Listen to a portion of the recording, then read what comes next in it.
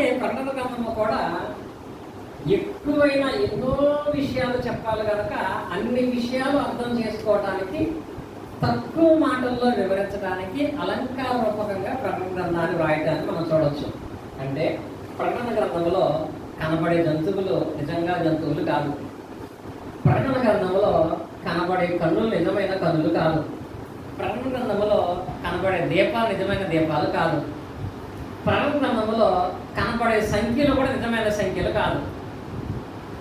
సంఖ్యలైనా ఇవన్నీ ఏంటంటే ఒక అలంకార రూపంగా వాయబడినటువంటివి ఉంటాయి అనే విషయాన్ని మనం దృష్టిలో పెట్టుకుంటే అప్పుడు ప్రకటన గ్రంథం, ముఖ్యంగా ఈ ప్రకటన గ్రంథం యొక్క 20వ అధ్యాయం మనకు అర్థమవుతుంది.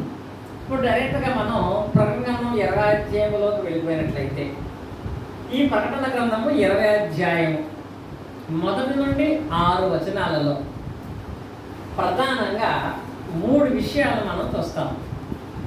ప్రకటన గ్రంథం 20వ అధ్యాయము 1 నుండి 6 వచనాలలో మనకు ప్రధానంగా కనపడేటువంటి 3 విషయాలు ఏంటంటే, మొట్టమొదటిగా 1000 సంవత్సరాలు సాతానుడు ఏం చేయబడ్డాడు? బంధించబడి తర్వాత విడుదల చేయబడ్డాడు. ఇది మనము 1-2 వచనాల్లో చూస్తాం.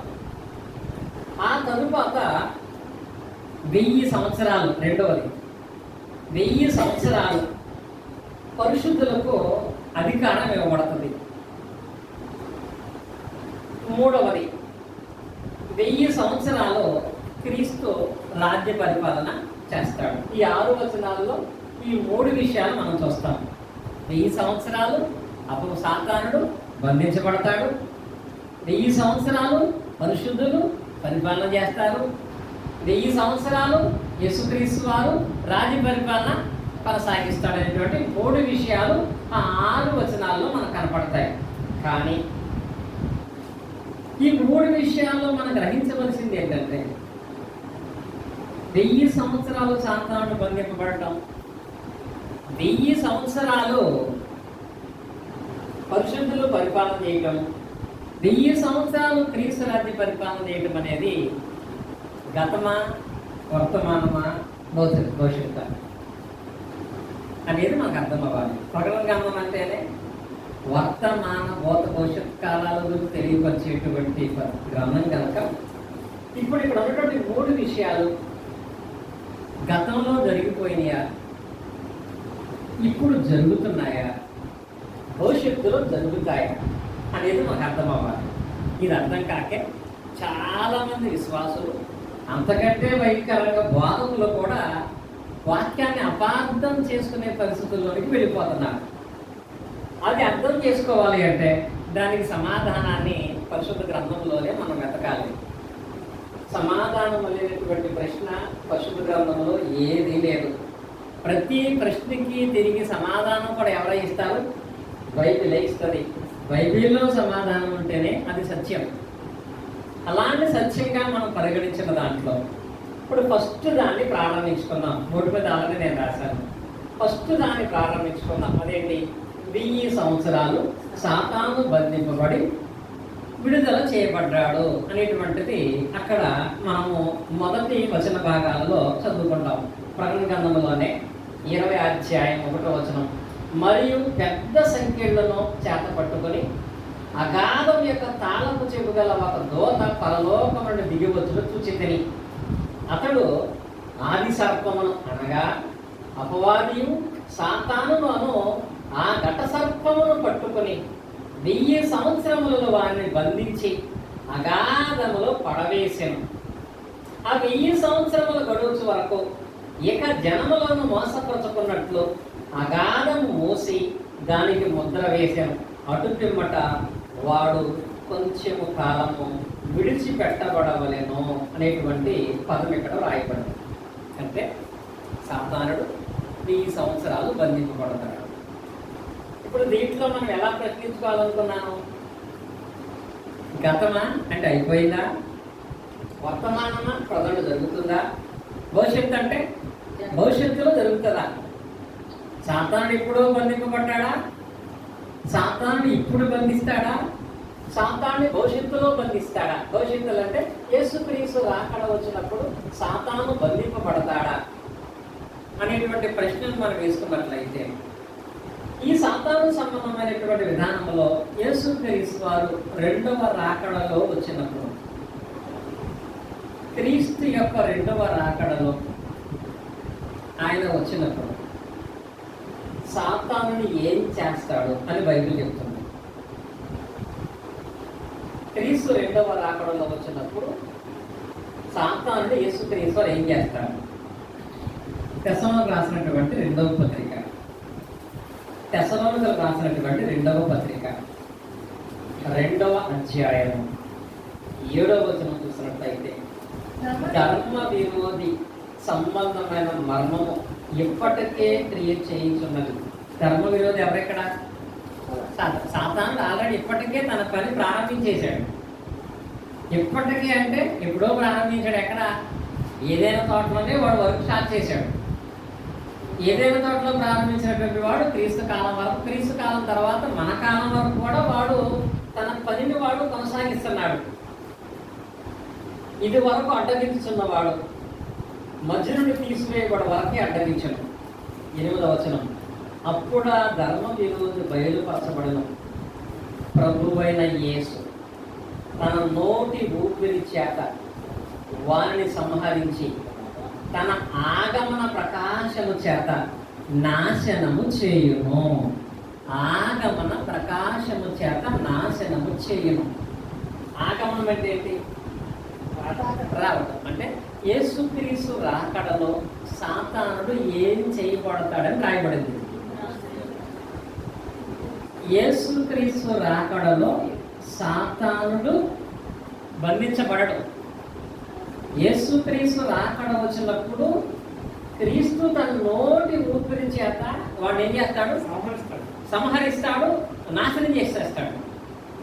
క్రీస్తు రెండవ రాకడలో సాతానుడు బంధింపబడడు.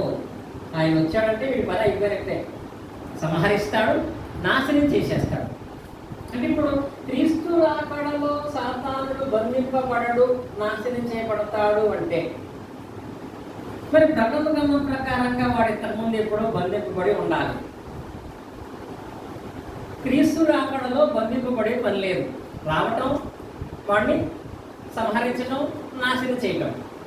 మరి క్రీస్తు రాకడ వచ్చినప్పుడు సాతానుడు దేవుడు నాశనం చేస్తే మరి 1000 సంవత్సరాలు బంధింపబడటం అనేది ఎప్పుడు జరిగి ఉంటుంది? ఇప్పుడు ఈ వచనాన్ని బట్టి ఇక్కడ మీకు 3 రాశాను కదా.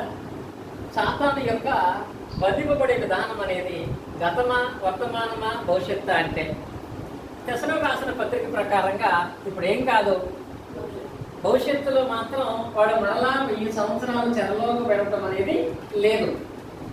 క్రీస్తు రాకడ వస్తే చెర కాదు, వాడు పూర్తి నాశనమే. ఇంకా మనకు మిగిలిన ఏంటి? 2. అయితే వర్తమానంలో జరగాలి లేదా గతంలో అయినా జరగాలి. ఇప్పుడు వర్తమానంలో వాడు తన ప్రభావాన్ని మనుషులందరి మీద చూపిస్తున్నాడు. మరి ఇప్పుడు ఈ 1000 సంవత్సరంలో బంధింపబడుట అనేది ఎప్పుడు జరిగింది అనేది మాకు అర్థం కావాలి అంటే కొన్ని లేఖన భాగాలు మనం చదువుకోవాలి. 1 పేతురు రాసినటువంటి 2వ పత్రిక 2వ అధ్యాయం 4వ వచనం చూసినట్లయితే, ఎవరు? దేవదూతలు పాపము చేసినప్పుడు దేవుడు వారిని విడిచిపెట్టక పాతాళ లోకమందలి కట్టెగ చీకటి గల జలములోనికి త్రోసివేసి తీర్పుకు కావలిలో ఉంచబడుటకు వారిని అప్పగించెను. అంటే జరుగుతుందా? జరిగిపోయిందా? జరుగుతుందా? గతం. ఇప్పుడు ఇక్కడ పరలోకములో దేవదూతలు పాపం చేశారు. ఎవరు చేశారు? దేవదూతలు పాపం చేశారు. దేవదూతలు సహితము పాపము చేసినప్పటికీ దేవుడు వాడు విడిచిపెట్టకుండా వాళ్ళు ఎక్కడ పడేసాడు? పట్టుకెళ్ళి పాతాళమందలి కట్టిక చీకటి గల జలములో వాడు తోసేసాడు. ఇక్కడ పాయింట్ ఏంటంటే దేవదూతలు పాపం చేశారు. పాపం చేసిన ఆ దేవదూతలు ఏం చేశారంటే ఆయన పరలోకము నుంచి పాతాళ లోకములోనికి పడేసి కట్టిక చీకటి గల జలములోకి వాడు తోసేసాడు. ఇది పేతురు గారు చెప్పినటువంటి మాట. యోధా పత్రిక చదువుకుందాం. అక్కడ వాళ్ళ గురించి యోధా గారు ఏం రాశాడు? యోధా పత్రిక అందులో ఒకటి అధ్యాయం ఉంటుంది, 6వ వచనం. మరియు తమ ప్రధానత్వము నిలుపుకొనక తమ నివాస స్థలములను విడిచిన దేవదూతలను మహాదినము జరుగు తీర్పు వరకు కటిక చీకటిలో నిత్య పాశములతో ఆయన బంధించి భద్రం చేసెను. ఇక్కడ చెప్పాడు. ఇక్కడ యోధా పత్రిక ఏమన్నాడంటే,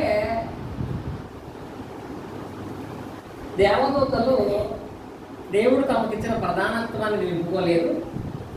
ఏ దేవదూతలైతే దేవుడిచ్చిన ప్రధానత్వాన్ని నిలుపుకోలేదో వాళ్ళు ఏం చేశాడు అంటే, తీసుకుని వెళ్ళి కటిక చీకట గల నిత్య భాష్యంలో వాళ్ళు ఏం చేశాడు? బంధించాడు. అంటే ఇక్కడ దేవదూతలు బంధింపబడ్డారు. దేవదూతలు ఎప్పుడు? దేవదూతలు పాపం చేసినప్పుడు దేవుడు కూడా వాళ్ళు వదిలిపెట్టకుండా పాతాళ లోకమందని కటిక చీకటిలో వాళ్ళు ఏం చేశాడు? బంధించాడు.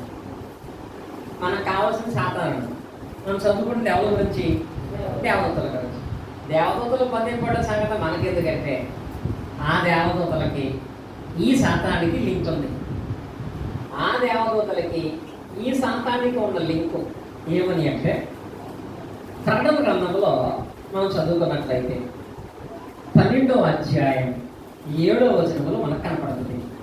ప్రకటన గ్రంథం 12 అంతటా పరలోకమందు యుద్ధము జరిగెను. మిఖాయేలును అతని దూతలను ఆ ఘట సర్పముతో యుద్ధము చేయవలనని ఉండగా ఆ ఘటమును దాని దూతలను యుద్ధము చేసింది కానీ గెలవలేకపోయి గనుక పరలోకమందు వారికి స్థలము లేదు. అంటే ఇప్పుడు ఈ 3 వచనాలు మీరు చదివితే ఏంటది? పేతురు పత్రిక, యోధా పత్రిక, ప్రకటన 12:7 చదివితే మీకు అర్థమవుతుంది. పేతురు గారు ఏమన్నాడు?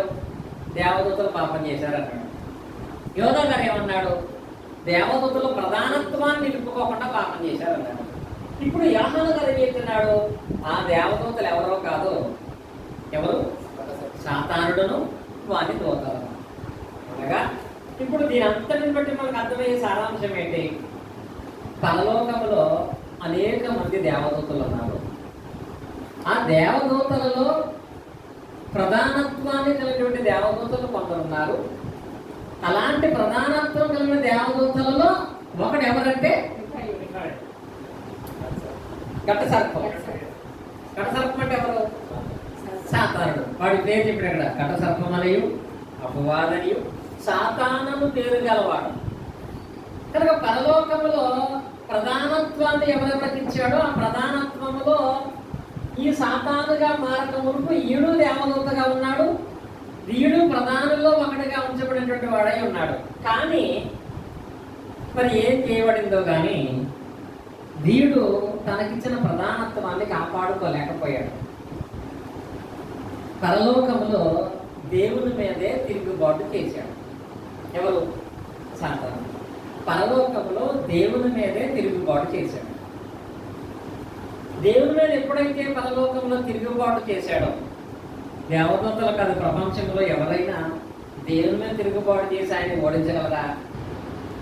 ఎప్పుడైతే ఈ అపవాదం అనేటువంటి ఈయన దేవదూతగా ఉన్నప్పుడు తనతో పాటు కొంతమంది దేవదూతల్ని సైన్యం తయారు చేసుకున్నాడు. కొంతమందిని తన పక్షాన్ని కొంతమందిని ఏర్పాటు చేసుకుని వీడు తనతో పాటు ఉన్నటువంటి కొంతమంది దేవదూతలు కలిసి దేవుని మీద యుద్ధానికి వెళ్ళాడు.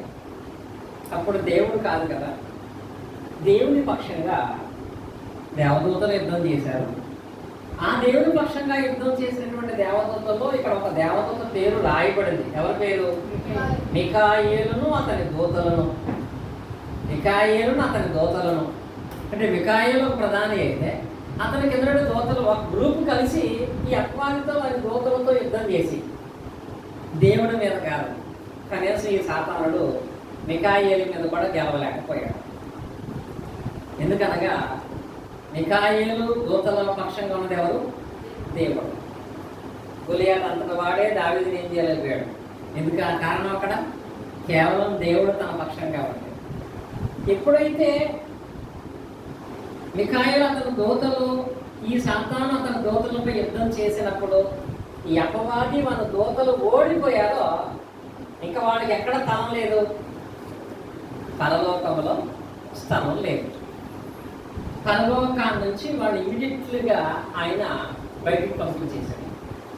ఇప్పుడు ప్రకటన 20 చదివితే నీకు అర్థమవుతుంది. ఒకటి ప్రకటన 20:1 చదివితే మీకు అర్థమవుతుంది.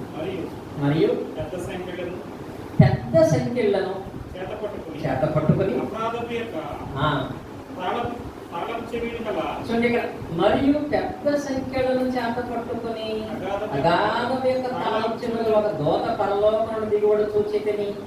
అక్కడ అపవాదిని ఎదిరించి ఓడించి పడగొట్టిన దేవదూత ఎవరు? మిఖాయేలు. ఇప్పుడు పెద్ద సంఖ్యలు చేత పట్టుకున్న దూత అంటే ఎవరు చెప్పొచ్చు? ఇప్పుడు మనం ఎప్పుడైతే అయిపోయిందో మిఖాయేలు దూత పెద్ద సంఖ్యలు పట్టుకొచ్చాడంట. పెద్ద సంఖ్యలు పట్టుకొచ్చి అపవాదికి వారి దూతలను కూడా ఆ సంఖ్యలతో వాడు ఏం చేశాడు? బంధించి వాడిని తీసుకెళ్ళి ఏం చేశాడంటే అగాధములో పడవేశాడు. ఇప్పుడు ఎక్కడ జరిగింది ఇదంతా? పరలోకంలో జరిగింది. పరలోకంలో సాతాను పాపం చేశాడు. సాతానుతో పాటు అతని అనుచరులు దేవునికి వ్యతిరేకంగా పాపం చేశారు. దేవుడు క్షమించకుండా మిఖాయేలు అతని దూతలను అతన్ని ఓడింపు చేశాడు. ఎప్పుడైతే అపవాది ఓడిపోయాడో ఇలాంటి పాపం చేసేవాడికి పరలోకంలో అవకాశం లేదు కనుక దేవుడు అతన్ని అన్నాడు, ఇతన్ని బంధించి అతని దూతలను బంధించి పట్టుకెళ్ళి పాతాళమందు చీకట్లో అతన్ని పడేయమని చెప్పాడు. అలాగే మిఖాయేలు దేవత వచ్చి సంఖ్యలతో బంధించి వాడిని తీసుకెళ్ళి పాతాళ లోకంలో కట్టిక చీకటి గల జలంలో వాడిని బంధించి పడేశాడు. ఇది ఫస్ట్ జరిగింది. అప్పటికి సృష్టి తయారు చేయబడ్డాయి. ఏమవ్వలేదు, సృష్టి తయారు చేయబడ్డాయి. అలా పడవేయబడిన తర్వాత అంటే ఇప్పుడు 2వ వచనం అయ్యేటప్పటికి వాడు ఎక్కడున్నాడు? పాతాళ లోకములో కట్టిక గల బిలములో బంధింపబడి ఉన్నాడు సంఖ్యలతో. అక్కడికి 2వ వచనం అయిపోయింది. ఎంతవరకు వాడు బంధింపబడ్డాడు? ఆ 1000 సంవత్సరముల గడుచు వరకు, 1000 సంవత్సరాలు గడుచు వరకు కూడా వాడు ఏమై ఉన్నాడు? బంధింపబడే ఉన్నాడు. 1000 సంవత్సరాలు అంటే చెప్పాను కదా, 1000 అంటే 1000 అని కాదు. కొంతమంది మాట్లాడతారు, నువ్వు 1000 సంవత్సరాలు వర్తెలమని. 1000 సంవత్సరాలు బతుకుతాడనా? ఎక్కువ కాలం, ఎక్కువ సంఖ్య మాట్లాడేటప్పుడు అలాంటి పదాలు మనం వాడతాం. ఇక్కడ కూడా 1000 సంవత్సరాలు గడుచు వరకు అంటే 1000 అనేటువంటిది కాదు. 1000 సంవత్సరాలు గడుచు వరకు అంటే చాలా కాలం వరకు వాడు ఆ అగాధంలోనే బంధింపబడి ఉన్నట్లుగా లేఖన భాగాలలో మనమైతే చూస్తాం. ఎందుకు అక్కడ వాడిని బంధించాడు? ఇక్కడ ఒక ప్రశ్న. మళ్ళీ సృష్టికి ముందే అన్నారు, పరలోకం అన్నారు. వాడు ఎందుకు బంధించాడు? అక్కడ వచనం చూడండి. ఆ 1000 సంవత్సరములు గడుచు వరకు అంటే 1000 సంవత్సరాలు వాడిని బంధించాడు. ఎందుకు బంధించాల్సి వచ్చింది? ఇక జనములను మోసపరచుకున్నట్లు అగాధమును మూసివేసి దానికి ముద్ర వేసాను. అంటే ఎందుకు అక్కడ వాడిని తీసుకెళ్ళి పడేశాడు? ఇప్పుడు స్కూల్లో 10 మంది పిల్లలు ఉన్నారు. ఒకడు అల్లరి బాగా చేస్తాడు, చదువుకోడు. వాడి వల్ల పక్కోడు కూడా పాడైపోయే ప్రమాణం ఉందంటే మ్యాటర్ ఏం చేయాలి? తీసుకెళ్ళాలి పక్కనంలో పడేస్తే ఆమె. ఎందుకని? వాడి వల్ల వీళ్ళందరూ పాడైపోతారని. ఇక్కడ అపార్థం చేసుకునే విషయం ఏంటంటే, ఇక జనములు మోసపరచకుండానట్లు అన్నాడంటే అంటే అప్పుడు జనాలు ఉన్నారన్నమాట. అంటే అది పరలోకంలో కాదు. అప్పుడు జనాలు ఉన్నారు అంటే పరలోకంలో కాదు. వాడు ఇంకెవరన్నా మోసం చేస్తాడేమో చెప్పి రాబో కాలంలో తీసుకెళ్ళి వాడిని చెరసాల్లో పడేస్తాడు. ఇక జనములు అంటే ఆయన భూమి మీద చేసినటువంటి జనము కాదు. అప్పటికే పరలోకములో ప్రకటన గ్రంథం 5:11 చూడండి.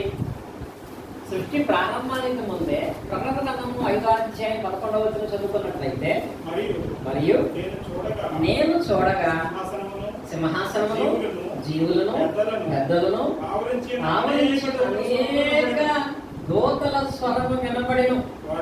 వారి లెక్క ఎంతట? కోట్ల కొలదిగా ఉండేను. అంటే ఇప్పుడు ఆమె పరలోకం నుంచి కిందకి గెట్టేసి వాటి వల్ల ఎవడో మోసపోకుండా వాడిని ఎందుకు భద్రం చేశాడంటే పరలోకంలో మిగతా వాడిని కూడా పాడు చేసే ప్రమాదం ఉంది కాబట్టి. జనం అంటే ఏ జనం గురించి? పరలోకం ఉన్నటువంటి దేవదూతలు. వాళ్ళు ఎంతమంది అంట?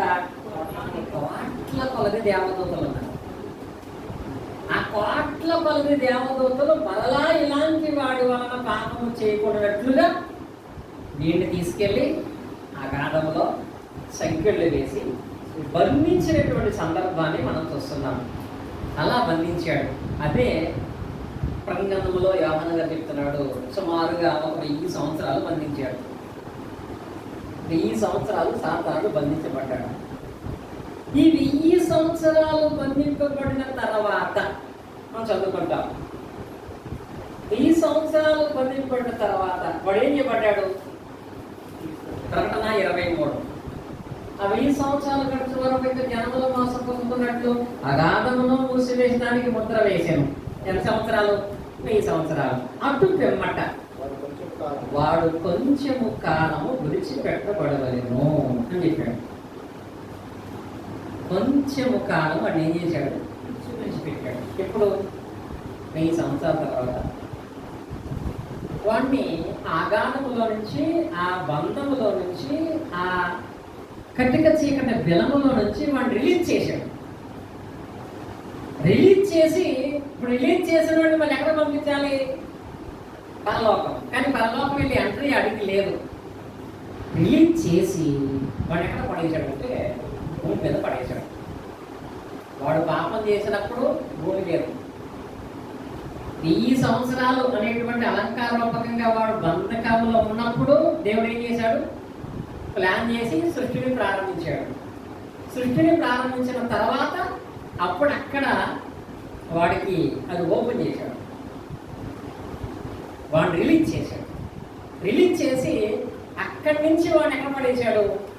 భూమి మీద పడేశాడు. ఎంతకాలం? కొంచెం కాలం పడేశాడు. ఇక్కడ కొంచెం కాలం విడిపింపబడేను అనే పదం ప్రకటన గ్రంథంలో 12వ అధ్యాయము అదే 9వ వచన భాగంలో మనం చూస్తాం. యుద్ధం జరిగింది. వాడిని పరలోకం నుంచి కింద పడేశారు, బంధింపబడ్డాడు. 9వ వచనం ఏం జరిగింది? కాగా సర్వలోకమును మోసపుచ్చుచు అపవాదనియు సాతాను పేరు గల ఆది సర్పమైన ఆ మహాఘట్ట సర్పము పడద్రోయబడెను. అది భూమి మీద పడద్రోయబడెను. దాని దోతలు కూడా దాంతో పాటు ఎక్కడండి? దాంట్లో బయటికి లాగి భూమి మీద పడేశాడు మొత్తం. ఆ బ్యాచ్ అని. ఏ బ్యాచ్ అని? సాతానుని వాడు దూతలందరినీ కూడా భూమి మీద పడేశాడు. అప్పుడు అంటున్నాడు అక్కడ, పరలోక నివాసులరా ఉత్సహించండి. అక్కడ బంధింపడిన వాడు గురించి మనం ఆలోచిస్తున్నాం. వాడి వల్ల మనకు ప్రాబ్లం లేదు. ఎక్కడ ప్రాబ్లం లేదు? ఇప్పుడు పరలోకంలో సమస్య లేదు. అందుకే పరలోక నివాసులారా మీరు ఉత్సహించండి. ఎందుకంటే ఆడి ప్రమాదం, ఆడి ఫోకస్ మన మీద నుంచి పక్క వెళ్ళిపోయింది. ఇప్పుడు మనం చూసారా, తుఫాను మచిలీపట్నం తీరంలో భయంకరంగా వచ్చేస్తుందన్నారు అనుకో, మనకు భయం. 2 గంటల తర్వాత వైజాగ్ వెళ్ళిపోయిందంటే హ్యాపీ. ఇటు రాలేదు కదా. పరలోకంలో కూడా హ్యాపీ ఏంటంటే ఇలాంటి స్వభావం కలిగినటువంటి ఆ వ్యక్తి భూమి మీద పడ్డాడు కాబట్టి మనకు ప్రాబ్లం లేదు అన్నాడు. ఇక్కడ పరలోక నివాసులు ప్రోత్సహించండి. భూమి సముద్రమా మీకు శ్రమ, వారి తనకు సమయము కొంచెమేనని తెలుసుకొని. కొంచెమే ఎందుకని వాడు ఇక్కడ కొంచెమే అని? ప్రకటన 20 చదువు కదా, పాతాళ లోకంలో నుంచి బయటకు రావడానికి ఆయన కొంచెం టైం ఇచ్చాడు. అందుకంటాడు నాకు చాలా తక్కువ టైం దేవుడు ఇచ్చాడు, నాకు సమయం కొంచెమే కాబట్టి సాధ్యమైనంత వరకు దేవుని పిల్లలందరినీ పతనం చేయాలి, దేవుని పిల్లలు పరలోకం వెళ్ళకుండా చేయాలి, దేవుని పిల్లలు నాతో పాటు పాతాళ లోకంలో కట్టిక పిల్లలలోకి తీసుకెళ్ళిపోవాలి అని వాడి ప్లాన్.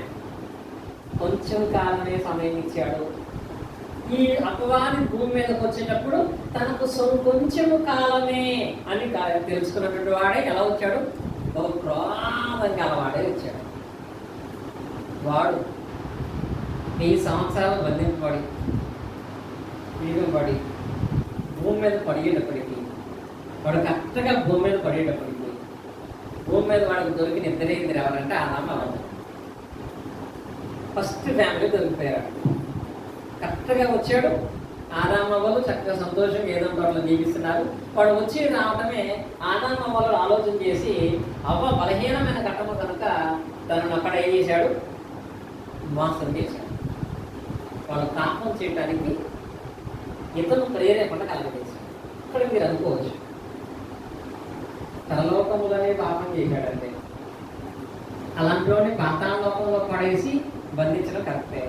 పాతాళలోకంలో బంధించినట్టు ఆయన భూమి చేసి మనుషులను చేయగానే మళ్ళీ ఆయన ఇక్కడ పంపించాడు. అలాంటి వాడు అక్కడే ఉండకూడదు అనుకున్నప్పుడు దేవుడు ఎక్కడికి ఎందుకు పంపించాడు అంటే ఇక్కడ పంపటంలో ఆయనకు ఒక ఆలోచన ఉంది. ఆయన ఉద్దేశం ఏమిటి అంటే తెస్సలోనికీయులకు రాసిన 2వ పత్రికలో, తెస్సలోనికీయులకు రాసిన 2వ పత్రిక 2వ అధ్యాయం 11-12 వచనాలలో ఇందుచేత సత్యము నమ్మక నీతి యందు అభిలాష గలవారందరూ శిక్షావిధి పొందుటకై అబద్ధమును నమ్మునట్లు మోసము చేయు శక్తిని దేవుడు వారికి ఎందుకు పంపించాడంటే ఈ భూమి మీద ఉన్న మనుషులందరూ పరలోకానికి వెళ్ళే అర్హత లేదు. భూమి మీద ఉన్న మనిషి ఈ జీవిత కాలంలో పరలోకం వెళ్ళి అర్హత సంపాదించుకోవాలి. వామపత్రికలు అయితే క్రీస్తు సాయుక్తములకు మారాలి, శరీర కోరికలను జయించాలి, సత్యాన్ని అనుసరించి నడుచుకోవాలి. ఇప్పుడు వారు సత్యమును అనుసరించి నడుచుకునేవారా, అనుసరించి నడపనేవారా తెలియాలంటే వాళ్ళకి ఏముండాలి, ఒక పరీక్ష అనేది ఉండాలి. మీకు అర్థమైన చాలాసార్లు చెప్పాను కదా, ఏదైనా తోటలో దేవుడు మంచి చెట్లు తినే వృక్ష ఫలాన్ని పెట్టలేదు. వాడు భక్తిపరులా భక్తిహీనులా దేవుని మాటకు లోపడతారా, లోపడ ఎలా తెలుస్తుంది? చెట్టు పెట్టకుండా వాడు తినలేదంటే అలాగే గొప్పవాడు ఇంకా. చెట్టు పెట్టి కూడా వాడు తినలేదంటే అప్పుడు వాడు గొప్పవాడు. అలాగే ఇక్కడ ఉన్న లేఖన భాగాన్ని పరిశీలన చేసినట్లయితే అపవాది లేకుండా సత్యానికి లోపడటం అంటే గొప్ప కాదు. అపవాది ఉన్నప్పటికీ, ఆటంకాలు కలగచేస్తున్నప్పటికీ, పాప కోరికలు కలగచేస్తున్నప్పటికీ వాడి మాట వినకుండా సత్యానికి ఎవడు లోపడతాడో వాడే పరలోకానికి వెళ్తాడు. సత్యం నమ్మదలుంటారే వాళ్ళందరూ శిక్షావిధి పొందటానికి అబద్ధము నమ్మునట్లు మోసం చేసే శక్తిని ఎవరు పంపుతున్నారంట? ఈ సాతానుడికి ఆ పవర్ ఎవరెత్తున్నారు? దేవుడు. ఎందుకని వినిపించాడంటే ఆడు బయటకు వస్తేనే మనం బలం కనపడుతుంది, మన విశ్వాసం కనపడుతుంది. అందుకు 1000 సంవత్సరాలు అనే అలంకార భాష ప్రకారంగా వాడిని బంధించి ఆ తర్వాత మనుషులు చేసిన వెంటనే భూమి మీదకు వాడిని పడేశాడు. ఇంకా అప్పటి నుంచి మనం చదువుకున్నాం కదా, వచ్చిన కాంతి వాడి పని మొదలెట్టాడు. వాడి క్రియ జరిగిస్తూనే ఉన్నాడు. ఇలా జరిగించేటువంటి వాడుగా ఉన్నాడు. కాబట్టి ఇప్పుడు ప్రస్తుతానికి ఆన్సర్ ఏంటి? 1000 సంవత్సరాలు సాతాను బంధింపబడటం అనేది క్రీస్తు రాకడలో బంధింపబడతాడా, ఇప్పుడు బంధింపబడ్డాడా, అసలు గతములోనే బంధింపబడ్డాడా అంటే గతములోనే. సృష్టికి ముందే అపవాది 1000 సంవత్సరాలు చెరలో బంధింపబడ్డాడు. కనుక 1000 సంవత్సరాలు బంధింపబడటం అనేది గతంలో జరిగిపోయింది. భవిష్యత్తులో సాతాను బంధింపబడడు. ఏం చేయబడతాడు? హతం చేయబడతాడు, నాశనం చేయబడతాడు అనేది అర్థమైంది. ఇప్పుడు అందులో నెక్స్ట్ పాయింట్కి మనం వెళ్ళినట్లయితే 1000 సంవత్సరాలు సింహాసనాశ్రితులైనటువంటి వారు ఏం చేస్తారు? అధికారం కలిగిన వారై ఉంటారు. ఇప్పుడు మనకి ప్రకటన 1 అధ్యాయం 20 అధ్యాయం 2-3 వచనాలు అవుతాయి కదా. ఇప్పుడు మనం చూడండి 4వ వచనం చదువుకుందాం. 4వ వచనం. అంతటా సింహాసనములను చూచితిని, వాటి మీద ఆశీనులైన వారికి విమర్శ చేయుటకు అధికారం ఇవ్వబడను. మరియు క్రూరముఖముకైనను దాని ప్రతిభకైనను నమస్కారం చేయక తన నొసల యందు గాని చేతులు యందు గాని దాని ముద్ర వేయించుకుని కొందరికి యేసు విషయమై తాము ఇచ్చిన సాక్ష్యం దేవుని వాక్యం ఎందుకు వారి ఆత్మలను నేను చూసి తిని. ఇక్కడ మీరు ఒక్కొక్కటిగా మీరు చూడండి. అదేమిటంటే సింహాసనం మీద ఆసీనులైనటువంటి వాళ్ళు ఉన్నారు. సింహాసనం మీద ఆసీనుడు అవ్వటం అంటే సింహాసనం CM chair, MLA chair, MP chair ఉంటుంది. ఆ చైర్లో కూర్చున్నాడంటే దాని అర్థం అధికారంలో ఉన్నాడని అర్థం. సింహాసనం అనేది అధికారానికి సాదృశ్యం. ఇక్కడ కొంతమంది ఇక్కడ ఆసీనులైన వాడు కాదు, ఆసీనులైనటువంటి వారిని సూచికని అంటారు ఈ వాక్య భాగం. అంటే చాలా మంది కొంతమంది అధికారం చేసేటువంటి హక్కులు వాడు కలిగినటువంటి వాడై ఉన్నారు. మొదటగా కొంతమంది ఇక్కడ ఏం చేస్తున్నారు? అధికారం చేస్తున్నారు. ఒకటి ఇందులోకి వచ్చేటప్పటికి అధికారం ఇవ్వడం. ఇప్పుడు వీళ్ళు ఎవరు? తర్వాత వచ్చినప్పుడు క్రూర మృగమునకైనను దాని ప్రతిమకైనను నమస్కారము చేయక. క్రూర మృగం అంటే ఎవరు ఇక్కడ? ఘట సర్పం. క్రూర మృగం అంటే ఎవరు ఇక్కడ? ఘట సర్పం. అంటే ఇప్పుడు ఈ అధికారము కలిగినటువంటి వాళ్ళు ఎవరు అంటే ఘట సర్పం అంటే మనం అనుకున్నాం కదా, సాతాను కానీ దాని ప్రతిమ కానీ నమస్కారం చేయని వాడికి అధికారం ఇచ్చాడు. నొసళ్ళ యందు కానీ చేతులు యందు కానీ దాన్ని ముద్ర వేయించుకున్నటువంటి వారు. నొసళ్ళ యందు అంటే వారి ఆలోచనలో కానీ, చేతులు యందు అంటే వారి క్రియల్లో కానీ వీడికి సంబంధించిన పాత్ర అసలు వీళ్ళలో ఎక్కడా కూడా కనపడలేదు. సాతాను సంబంధమైనటువంటి విధానంలో నడుచుకొనక, దానికి నమస్కారం చేయక, తలంపుల్లో కానీ క్రియల్లో కానీ ఏ విధమైనటువంటి క్రూరమృగ స్వభావం లేని వాళ్ళకి ఇక్కడ ఏం చేశాడు? అధికారం ఇచ్చాడు. అధికారం ఇచ్చాడు. తర్వాత ఆ వాక్య భాగంలో వారికి అధికారం అనేది ఇవ్వబడింది. వారు ఏం చేయబడతారు? యేసు విషయమై తామిచ్చిన సాక్ష్యం నిమిత్తము, దేవుని వాక్యం నిమిత్తము త్యాగము చేయబడినటువంటి వారు అవుతారు. అంటే ఇప్పుడు అధికారం ఎవరికైతే ఇచ్చాడో వాడు ఏం చేయబడతారు? శిరఛేదనం చేయబడతారు. రెండవది, ఎవరికైతే అధికారం ఇవ్వబడిందో అధికారం ఇవ్వబడినటువంటి వాళ్ళు అదే విషయాన్ని కొనసాగిస్తూ వాళ్ళు ఏం చేస్తారంటే శిరఛేదనం చేయబడతారు. వారు శిరఛేదనం చేయబడతారు.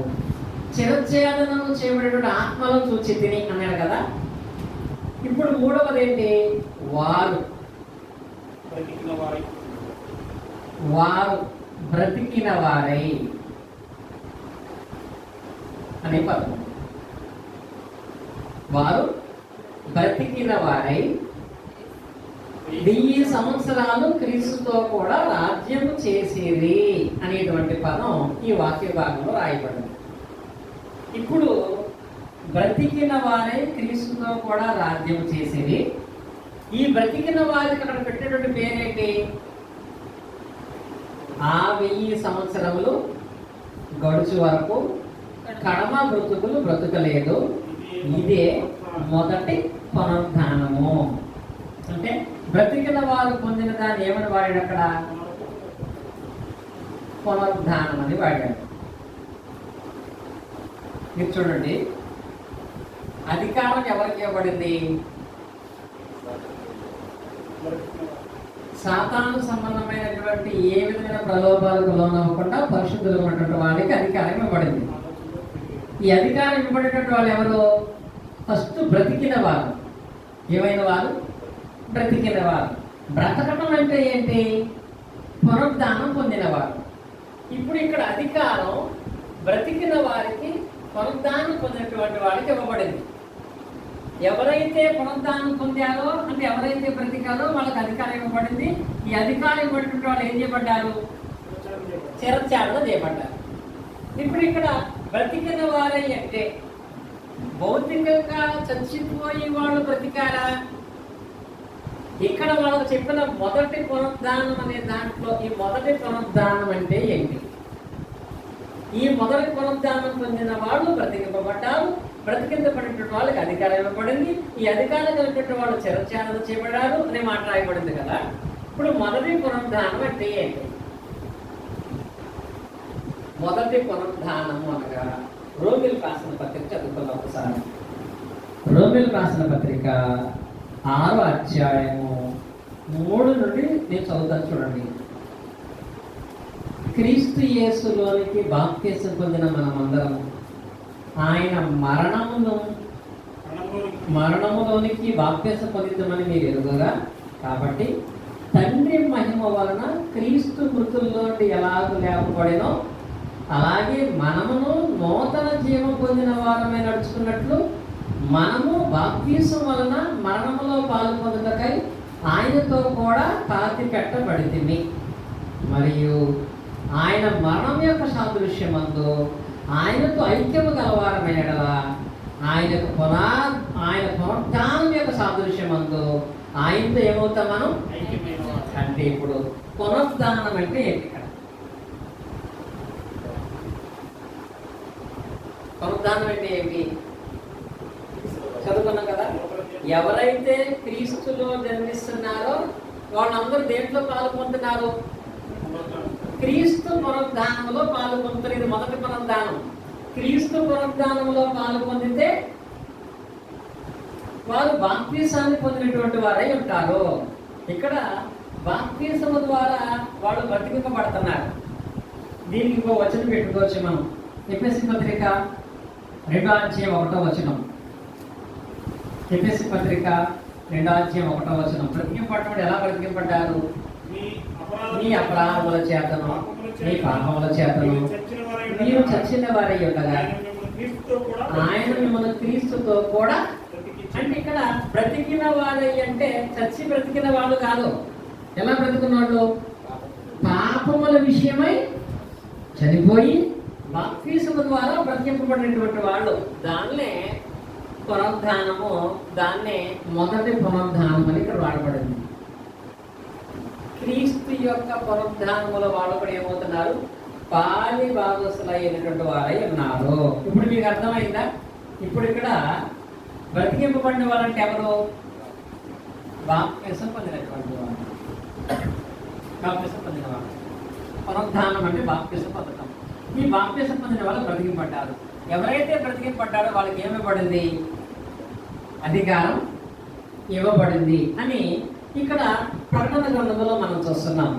ఇప్పుడు యేసుక్రీస్తు వారి గురించి మాట్లాడినట్లయితే బాప్తిసం పొందినటువంటి వాళ్ళలో ఆయన ఇప్పటి వరకు ఎవరికైనా అధికారము ఇచ్చాడా? ఇవ్వలేదా?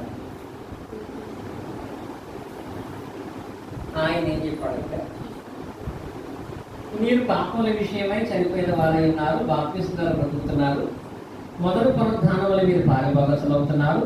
మొదటి పునరుద్ధానంలో మీరు పాలిభాగస్తులు అయ్యారు కనుక వీళ్ళకి యేసుక్రీస్తు వారు బ్రతికుండగా ఒక వాగ్దానం చేశాడు. మత్తయి సువార్త మీరు చూసినట్లయితే 19వ అధ్యాయంలో, మత్తయి సువార్త 19వ అధ్యాయం 28వ వచనంలో ఆయన చేసిన వాగ్దానం ఏంటి? యేసు వారితో ఇట్లనే, మనిషి కుమారుడు తన మహిమ గల సింహాసనాసీనుడై వచ్చినప్పుడు కదా, మహిమ గల తన సింహాసనం మీద ఆసీనుడై ఉండినప్పుడు నన్ను వెంబడించిన మీరును 12 సింహాసనం మీద ఆసీనుడై ఇశ్రాయేలు 12 గోత్రాలకు తీర్పు తీర్చుదురు. ఇప్పుడు ఈ వాక్య భాగంలో యేసుక్రీస్తు ఏం చెప్పాడంటే,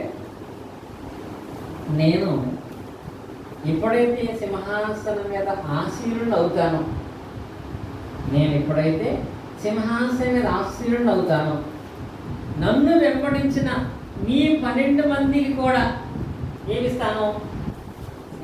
12 సింహాసనాలు ఇచ్చి వాటి మీద ఆశీర్వైన మీకు 12 గోత్రాలను కూడా తీర్పు తీర్చడానికి అవకాశం ఇస్తానని చెప్పాడు. ఇప్పుడు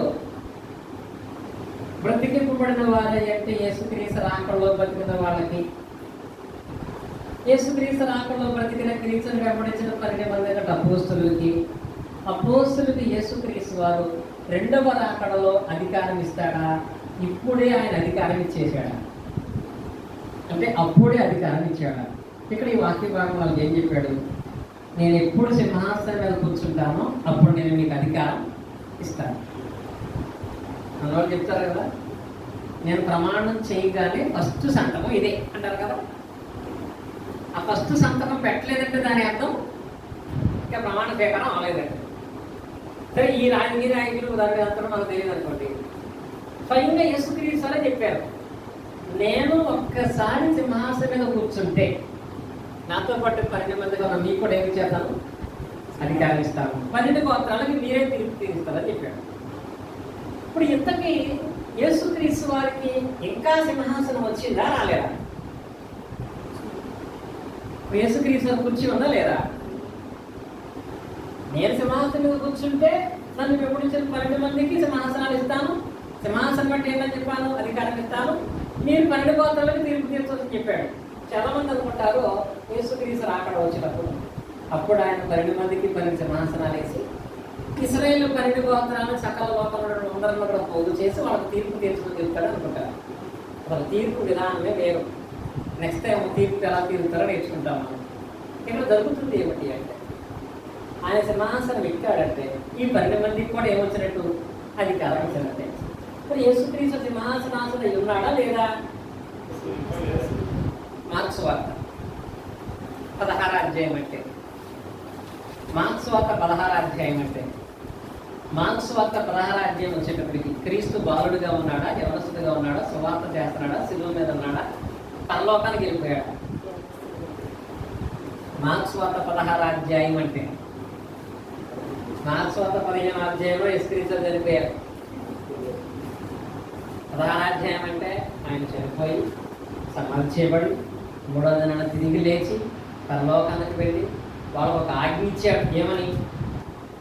సర్వలోకానికి సర్వతికి సువార్త ప్రకటించండి, నన్ను బాప్తిసం శిక్షణ పొందుతాడు, నమ్మడం వారి శిక్ష పొందుతాడని చెప్పి 19 ఏం చేశాడు ఆయన?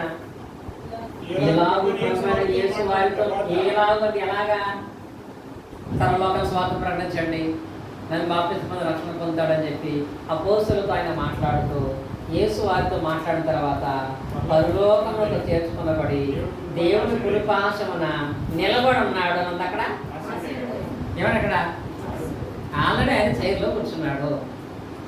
పరలోకంలో యేసుక్రీస్తు వారు దేవుని కుడిపార్శ్వమున ఏమయ్యాడు? ఆసీనుడై ఉన్నాడు. ఎప్పుడు ఇది? ఎప్పుడు జరిగింది?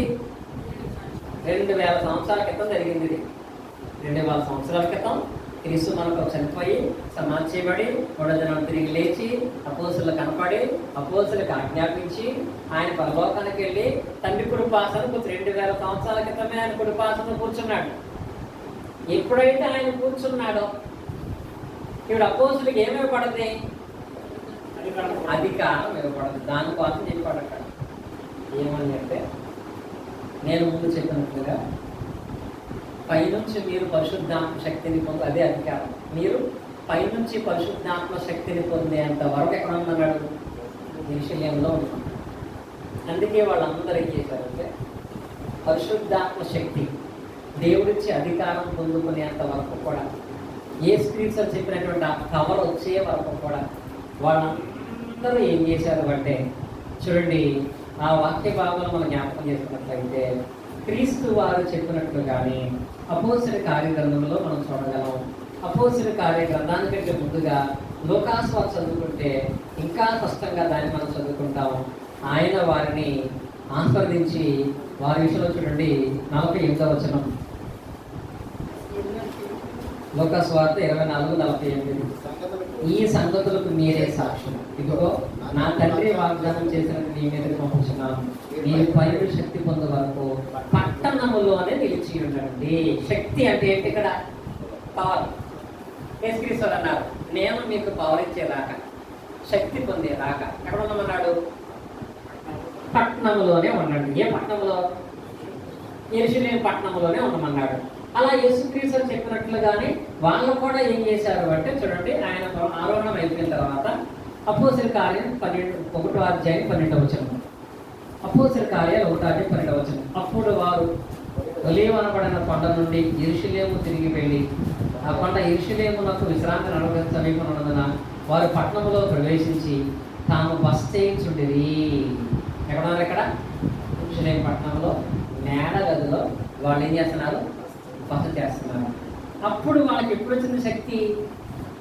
అపోస్తలుల కార్యము 2వ అధ్యాయం మనం చూసినట్లయితే 4వ వచనంలో అందరూ పరిశుద్ధాత్మ నిండిన వారై ఆత్మ వారికి వాక్యం తగ్గించుకున్నది అన్య భాషలలో మాట్లాడసాగింది.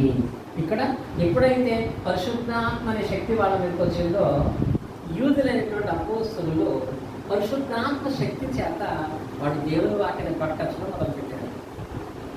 ఎవరికి మొదట ప్రకటించారు? వీళ్ళు యూదులకు, ఇశ్రాయేలు జనాంగానికి ప్రకటించారు. చెప్పాడు కదా, మీరు ఇశ్రాయేలు 12 గోత్రాలకు తీర్పు తీర్చడం అంటే వాళ్ళు అనుసరించే ధర్మశాస్త్రం తప్పని, క్రొత్త నిబంధన క్రీస్తు నమ్మాలని, క్రీస్తు ధర్మశాస్త్రాన్ని కొట్టేశాడని, క్రీస్తు వద్ద విశ్వాసం నుంచి బాప్తిసం పొందాలని వీళ్ళందరూ ఎవరు తీర్పు తీరుస్తున్నారు? 12 గోత్రాల వారికి వాళ్ళు తీర్పు తీరుస్తున్నారు. అపోస్తలులు జీవించి ఉండగా ఏం చేశారు? వాళ్ళు పరిశుద్ధాత్మ శక్తిని పొందారు. అది అధికారాన్ని పొందటం. యేసుక్రీస్తు వారు చెప్పినట్లుగా వాళ్ళు ఏం చేయబడ్డారంటే పరిశుద్ధాత్మ చేత వాళ్ళు అధికారము పొందినటువంటి వాళ్ళకు ఉన్నట్లుగా లేఖ భాగాల్లో మనం చూస్తాం. అదే ఆయన ఇంకా ఎలా పర్టికులర్గా ఇచ్చాడు అంటే మత్తయి సువార్త మీరు చూడండి 28వ అధ్యాయంలో ఆయన ఇచ్చిన అధికారం ఎప్పుడు వాళ్ళు పొందుతున్నారు అంటే మత్తయి సువార్త 28:18. అయితే యేసు వారి యొక్కకు వచ్చి పరలోకమందును భూమి మీదను నాకు సర్వాధికారం ఇవ్వబడింది. కాబట్టి మీరు వెళ్ళి సమస్తలను శిష్యులుగా చేయండి. తండ్రి యొక్కయు కుమారుని యొక్కయు పరిశుద్ధాత్మ యొక్క నామములోని వారికి బాప్తిసం ఇచ్చుచు నేను ఏ సంగతులు ఆజ్ఞాపిస్తున్నో వాటన్నిటినీ కైకొనమని వారికి బోధించననే మాట కూడా రాయబడింది. అంటే ఇప్పుడు యేసుక్రీస్తు వారు అపోస్తలులకు ఇచ్చిన అధికారం ఏంటి? మీరు వెళ్ళి వాళ్ళకి వాక్యం ప్రకటించి నా నామ నిమిత్తం మీరు వాళ్ళకి ఏమి ఇవ్వచ్చు? బాప్తిసం ఇచ్చేయండి. తండ్రి యొక్క కుమారుడు పరిశుద్ధాత్మ బాప్తిసం వాళ్ళకి ఇచ్చి పాపము నుంచి పరిశుద్ధులు అవడానికి మీరు వాళ్ళ మార్గాన్ని చూపించవచ్చు అని అపోస్తలులకు ఆయన అధికారం ఇచ్చాడు. అపోస్తలులకు ఇచ్చిన అధికారాన్ని బట్టి మొట్టమొదట పేతురు గారు అదే అధికారంతో యూదులైన 3,000 మందిని మార్చాడు. అక్కడ వాళ్ళందరూ మీరు తప్పు చేశారని వాళ్ళకి తీర్పు తీర్చాడు. చెప్పాలని ఒక రకంగా మీరు సిలువ వేసిన యేసునే దేవుడు ప్రభువుగాను క్రీస్తుగా నియమించాడు. ఇప్పుడు అపోస్తలులకు అధికారం ఉంది. అందుకే వాళ్ళు యూదులందరికీ వాక్యం చెప్పి ఇశ్రాయేలు వాళ్ళందరికీ వాక్యం చెప్పి వాళ్ళ క్రీస్తులను నడిపించారు. ఇప్పుడు అధికారం అపోస్తలుల ద్వారా ఎవరికి ఇవ్వబడింది? శిష్యులు. ఎవరికి? అపోస్తలు యేసుక్రీస్తు శిష్యులకు అధికారం ఇచ్చారు. శిష్యుల ద్వారా అధికారాన్ని ఎవరు పొందుకున్నారంటే ఇదే వచనంలో ఆయన చెప్పాడు, నేను మీకు ఏ సంగతులు ఆజ్ఞాపించుతున్నో వాటన్నిటినీ కైకొనవలసిన వారికి. అంటే నేను మీకు అధికారాన్ని చేయమన్నాను, సువార్త ప్రకటించి తండ్రి యొక్క మాని పరిశుద్ధాత్మ మాకు బాప్తిసం ఇవ్వండి. మీరు ఈ విషయాలు ఎవరికి చెప్తారో వాళ్ళని కూడా అదే చేయమనండి. అంటే ఈ అపోస్తలుల ద్వారా ఈ వార్త నమ్మి బాప్తిసం పొందిన వాళ్ళకి అధికారం ఇవ్వబడతారు. కానీ ప్రారంభంలో 12 మందికి సింహాసనాలు ఇచ్చి అధికారం ఇచ్చింది ఎవరికంటే అపోస్తలులకు. ఇప్పుడు మీకు అర్థమవుతుంది వీళ్ళు ఎవరంటే అధికారం పొందిన వాళ్ళు ఎవరంటే పునరుద్ధానం పొందిన వాళ్ళు. పునరుద్ధానం అంటే బతికిన వాళ్ళు అంటే ఎవరైతే బాప్తిసం పొందారో వాళ్ళకు సర్వలోకములో సువార్త ప్రకటించే అధికారాన్ని ఇచ్చాడు. ఎవరైతే ఈ సర్వలోకంలో సువార్త ప్రకటించే అధికారం కలిగిన వాళ్ళకు ఉన్నారో వారు ఏం చెప్పడం? క్రీస్తు నిమిత్తం శరచాలని చెప్పడం. ఇది జరుగుతుందా? జరుగుతుందా? జరిగిపోయిందా?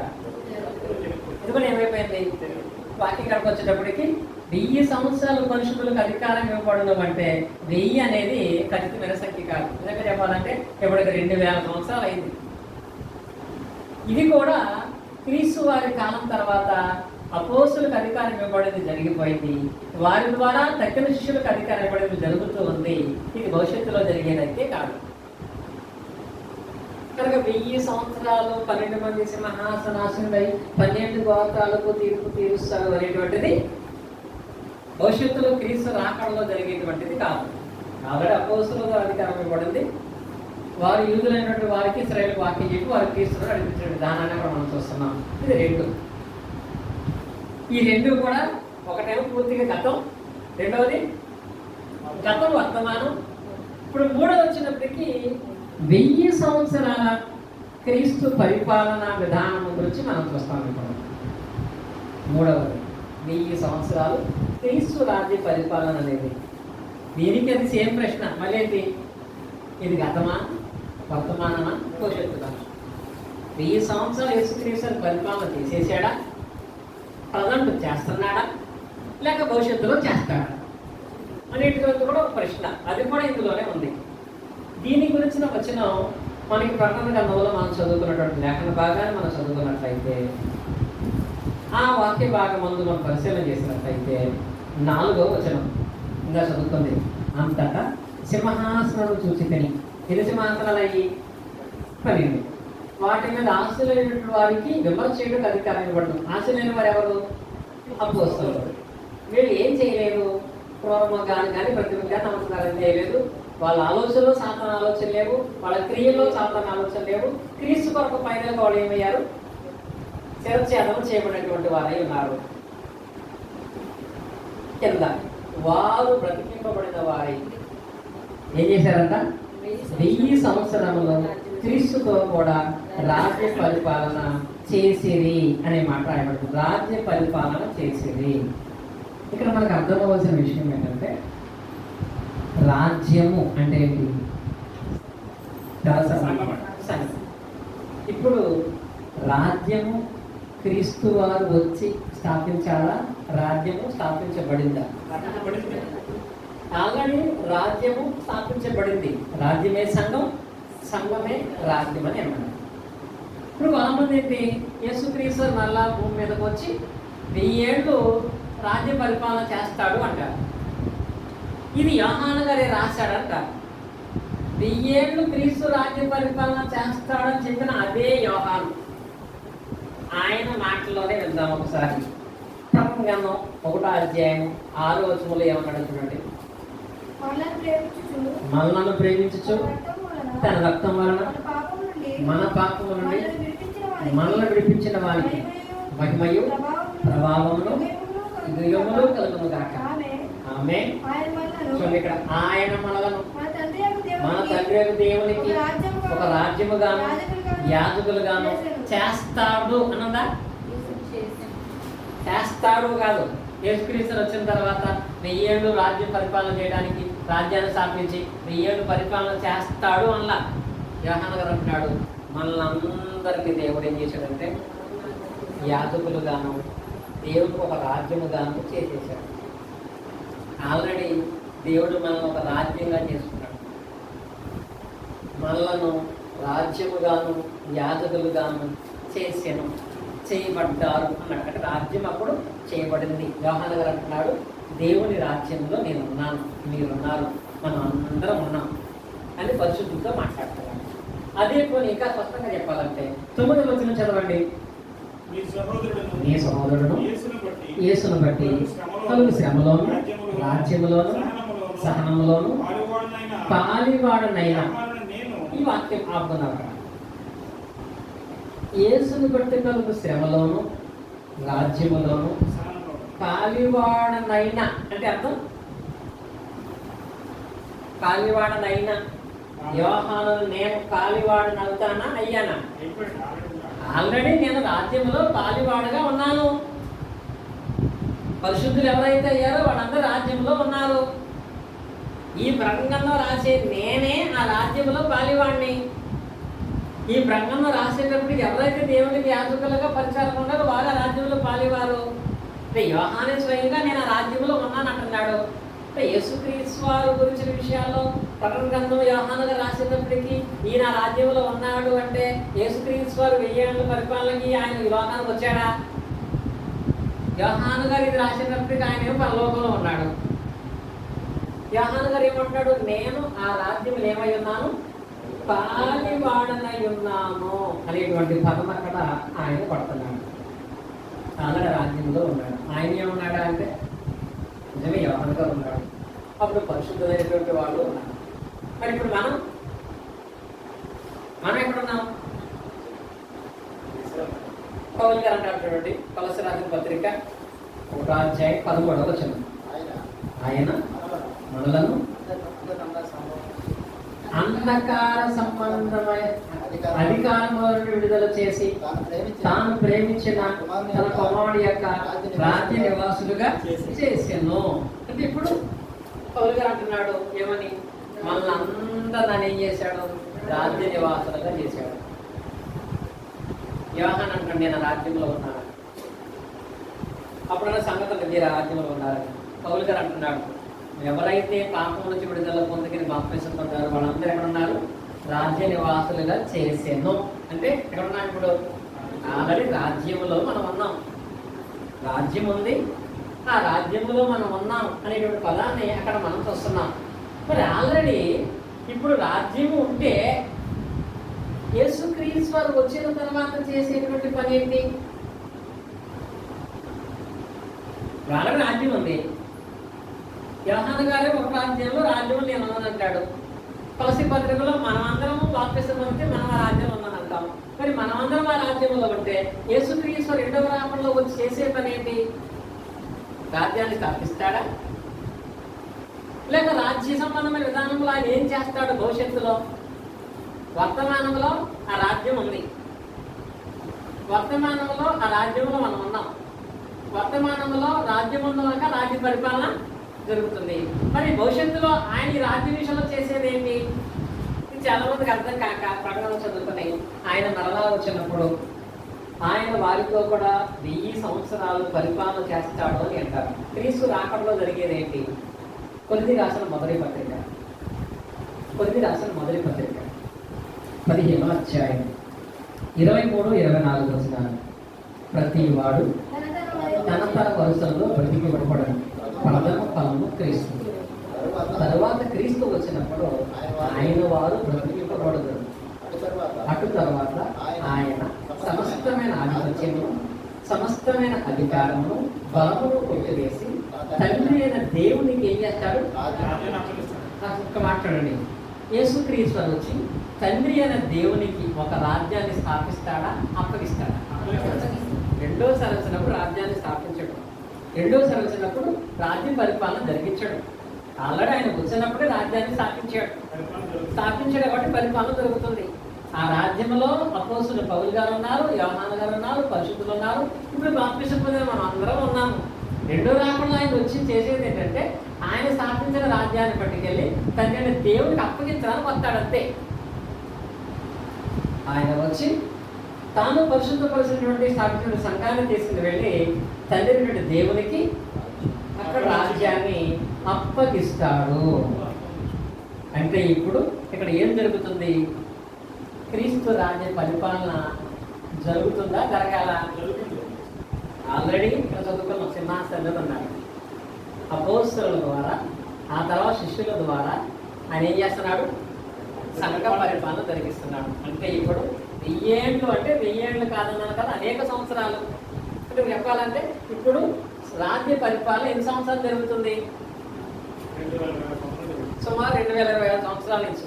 అపోస్తలుల కార్యం 2వ అధ్యాయంలో రాజ్యం స్టార్ట్ అయింది. అదే సంఘం, అదే సంఘాన్ని, అదే రాజ్యాన్ని తండ్రి యేసుక్రీస్తు సింహాసనం మీద ఉండి అపోస్తలుల ద్వారా ఆ రాజ్య పరిపాలన కొనసాగిస్తానే ఉన్నాడు. కాబట్టి 1000 ఏళ్ల పరిపాలన జరుగుతుందా? 1000 ఏళ్ల పరిపాలన జరుగుతుందా? 1000 ఏళ్ల పరిపాలన అనేది పరిపూర్ణంగా అది జరిగించబడుతుంది. 1000 ఏళ్ల పరిపాలన కొత్తగా లేదు. 3 విషయాలు చెప్తున్నాము. ఒకటి, సాతానుడు క్రీస్తు వచ్చినప్పుడు బంధింపబడు. చాలా మంది ముందు సాతానుడు వచ్చి ఆ విరోధిని బంధించి చెరసాల్లో వేసి మనతో 1000 ఏళ్ల పరిపాలన చేస్తారు. అలాగే ఇప్పుడు అయిపోయింది. వచ్చిన తర్వాత వాడిని కట్ అయిపోయింది. తర్వాత యేసుక్రీస్తు వచ్చి అప్పుడు 12 మందిని లేపి వాళ్ళని మీరు ఒక 1000 సంవత్సరాలు పరిపాలన చేయండి, మీకు సాటిస్ఫై అవుతారని చెప్పడానికి కాదు. అలా యేసుక్రీస్తు వారు తన మరణ సమాధి పునరుద్ధానం తర్వాత ఆయన సింహాసనాశుడవగానే వీళ్ళకి అధికారం ఇచ్చాడు. అదే ఒక పాపిని పాపం నుంచి రక్షణ కల్పించడానికి బాప్తిస్మం ఇచ్చేటువంటి అధికారం ఇవ్వబడింది. ఇప్పుడు అధికారం పొందినటువంటి వారుగా ఆ రాజ్యానికి ఆయనే శిరస్సు అయిన ఎవరు?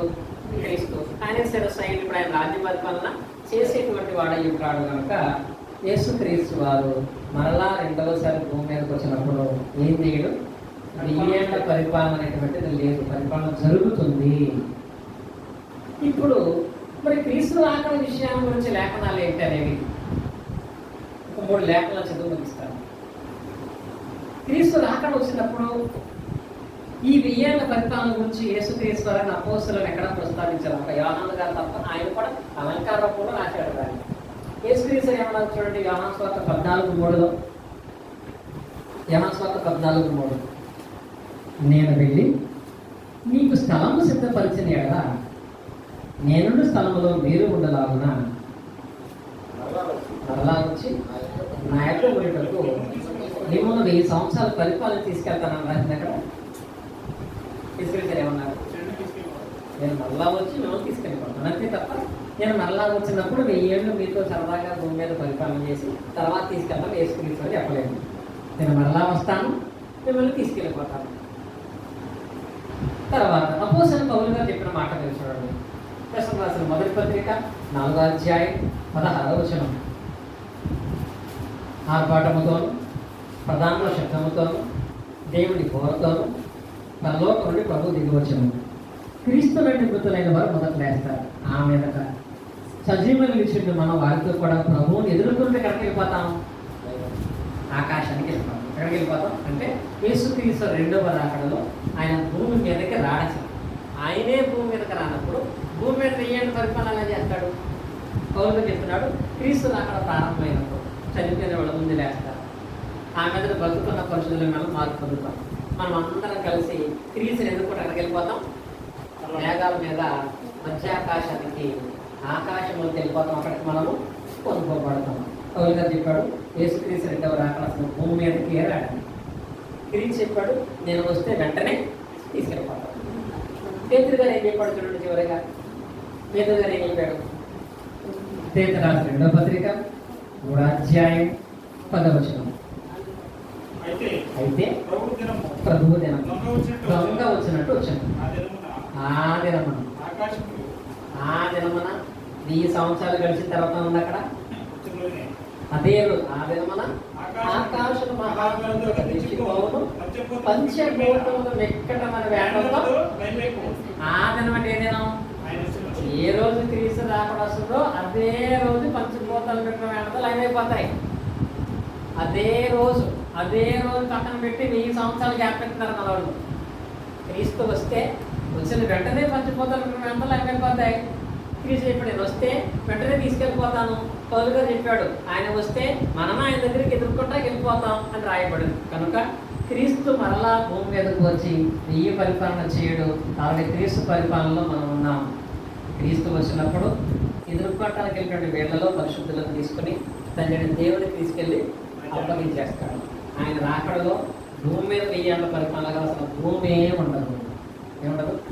క్రీస్తు రాకడ వస్తే భూమి ఉండదు అనే దాన్ని గ్రహించాలి.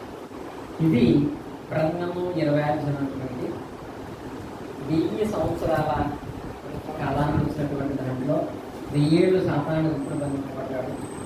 1000 ఏళ్ళు అధికారం ఎవరికి ఇవ్వబడింది? 1000 ఏళ్ళు క్రీస్తు రాజ్య పరిపాలన అంటే దానికి ఇది ప్రధాన వివరణ అయి ఉంటుంది. ఇది గ్రంథ ప్రకారమైన వివరణ, ఇది సత్యం. బైబిల్లోంచి ప్రతి దాన్ని మనం వెతికాము. ఇలాంటి సత్య సంబంధమైన విధానాల్లో మనం అయితే కొనసాగుతాం. దేవుడి మాటలు మన దేవుడు ఫలించేది కాక ఆమె నాశప్రియాలందరికీ కూడా తెలియజేస్తే సమయం చదువు. ఈ విషయంలో మీకు ఏమైనా డౌట్స్ ఉన్నాయి?